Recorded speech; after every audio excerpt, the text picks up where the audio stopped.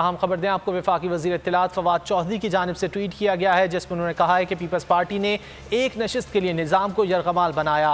फवाद चौधरी ने मज़ीद लिखा कि इलेक्शन इस्लाहात की ज़रूरत का एहसास पहले से ज़्यादा शिद्दत से होता है। फिर अपोजिशन से कहता हूँ, वज़ीर आज़म की तजावीज़ पर गौर करें। वोटिंग की शरह से अंदाज़ा होता है कि आवाम का इंतखाबी अमल से एतबार ख़त्म हो रहा है। वफाकी वज़ीर इत्तलात फवाद चौधरी की जानिब से ट्वीट किया गया है जिसमें उन्होंने कहा है कि पीपल्स पार्टी ने एक नशिस्त के लिए निज़ाम को यरगमाल बनाया।